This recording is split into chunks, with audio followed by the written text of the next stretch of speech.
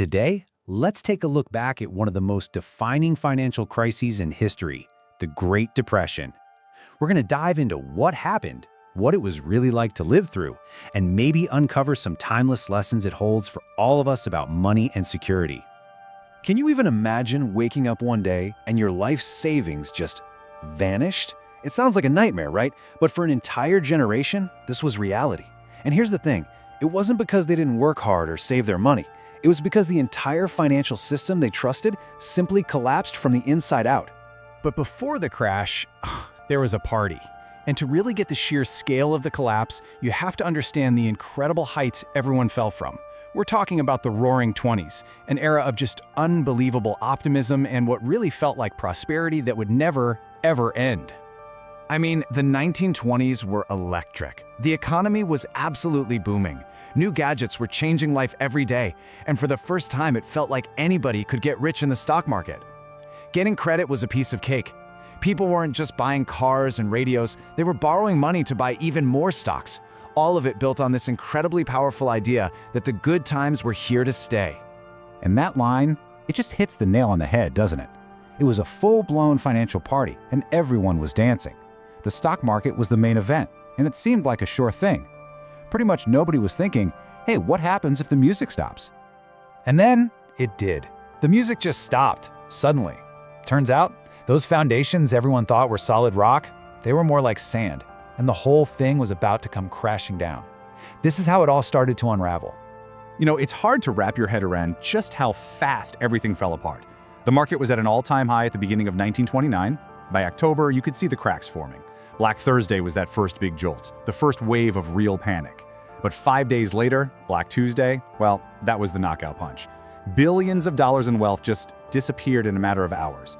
This wasn't just a market dip, it was a total and complete evaporation of trust in the system. And what happened next was like watching a row of dominoes fall, but on a massive economy-wide scale. The crash didn't just stay on Wall Street. Panicked people literally ran to the banks, all trying to pull their cash out at once. But the banks didn't have it all, they loaned it out. Thousands of banks failed, taking people's life savings down with them. And with no money available, businesses couldn't operate. They shut their doors, and mass unemployment was right around the corner. Okay, so we've talked about the markets and the economic theory, but this was a deeply, profoundly human crisis. What did this collapse actually mean for the average person on the street? Just let that number sink in for a second. 24.9%. At its absolute worst, 1 out of every 4 people who wanted and was able to work could not find a job. These weren't just numbers on a page. These were parents who couldn't feed their kids. The scale of the suffering was just immense. And this quote, it just gets to the heart of it, you know? The Great Depression wasn't just about losing money. It was a crisis of spirit. It robbed people of their dignity, their self-worth, and their belief that things could ever get better. The emotional damage was every bit as devastating as the financial ruin. So what did people lose? In a word, everything. The savings they had spent a lifetime building? Gone. The job that gave them an income and a sense of purpose? Gone. The home they were raising their family in? Gone. The very idea of financial security, something we all strive for, it just ceased to exist for millions of people, overnight. And yet, in the face of all this unimaginable hardship, people found ways to get by. The human spirit turned out to be incredibly resilient. People adapted and survived in ways they probably never thought were possible. I mean, the change in daily life was just dramatic. The whole consumer culture of the 20s, it vanished.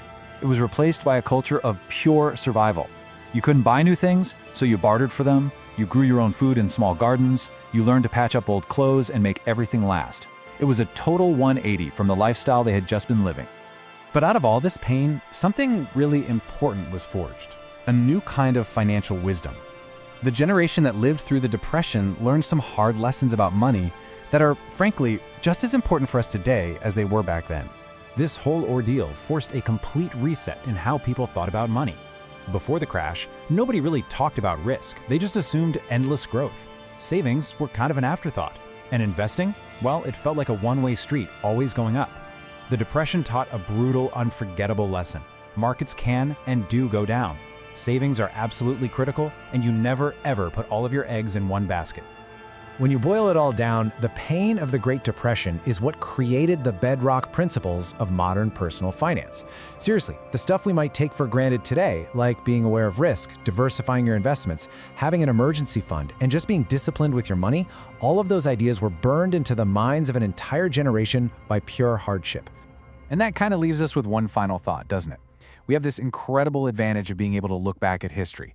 The lessons are all there, written in the struggles of millions of people.